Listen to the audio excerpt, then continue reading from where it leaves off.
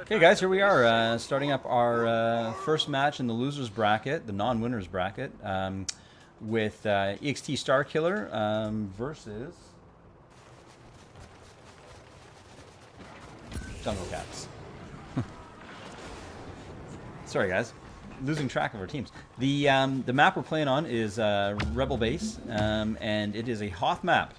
And if you're tuning in earlier, Cargo is a very interesting game mode. It basically is capture the flag done Star Wars style. The cargo is in our hands. Defend it at And all essentially costs. this particular map, a lot of the combat's going to be taking place inside of the various corridors that the Hoth base has. So basically the only time you're going to see that outside kind of like open fighting is going to be when these teams are transitioning with the cargo. So the neat thing about this game mode is each team starts with 5 cargo containers. It is both teams are on the go. There is no defense or attack. Both teams are doing both roles. In theory, you could see one team actually walk right past each other with the cargo. So there is no waiting. So unlike traditional capture the flag, there's no round switching. So in this case here, each team starts with 5 containers. The first team to hit 10 containers, which means they've stolen 5 of their opponent's containers, wins the game, or in this case, there is a 13-minute timer that's counting down. So depending on where that happens, whichever happens first, the timer times out, or the score hits 10, that's how we determine who's winning. So jumping in right to the action here, we're going to jump over to the Imperial side here. And this is on Jungle Cats. We got Gazelle King, team captain for the Jungle Cats. You're going to see a lot of corridor fighting here. And it's worth your time to move through carefully. Again, a good strategy in this game is creating a running team and a defense team. Have your runners hit the enemy cargoes, and have your team queued up for defense if possible. So looking at the Imperials here, we've got a infantry turret deployed, and Darth XLE is keeping that area covered. He's basically created a choke point. The cargo containers themselves are usually inside. Nope. And we've got Kalos here. And he's got one of the enemy cargoes, and he's moving. And they've already got one on the board, so this will be their second one, which will put them at 7. You can see how quickly the tides change here. Unfortunately, any jetpacks you may have equipped aren't going to work. And he has scored. They're at 7, so it looks like the Rebels have lost 2 of their cargo containers already. And back over to EXT.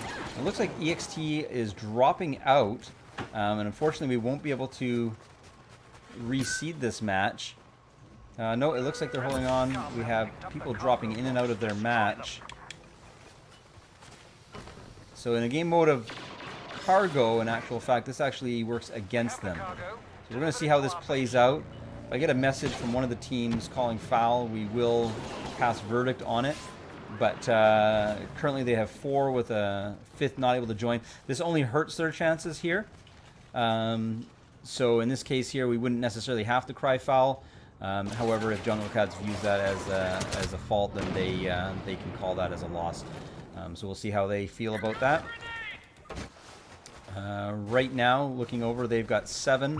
They could, in fact, get a win pretty quick here. So again, we'll check in with Jungle Cats. It looks like they're still playing. I haven't received a message from them wanting to restart. And because it doesn't hurt them in any way whatsoever in a game of cargo, I'm okay going with the match as is. We don't want to cause any more delays.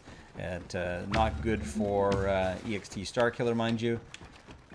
They're probably going to want to have to pull in that other player and want to restart, but unfortunately we can't extend that to them, so they're going to have to tough it up, unfortunately. So we'll see how this plays out.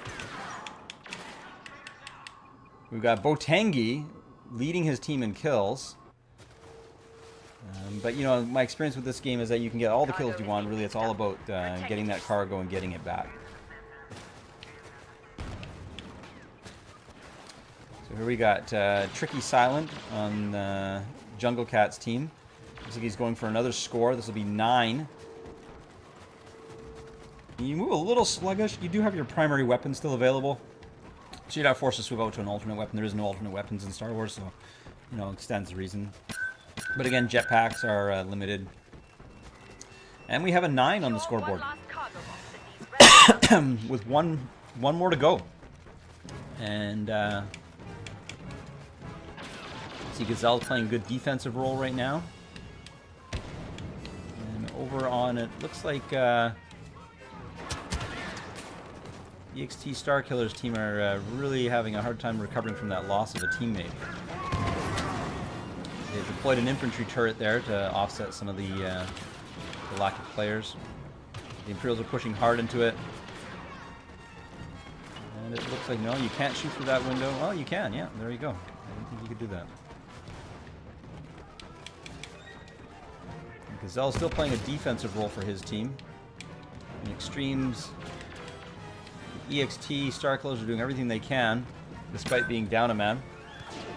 And that was no good. So I'm going to break off from here really quickly, do a quick roundtable with the team captains and see how they feel about this. And we'll be right back to you with the next match in the event.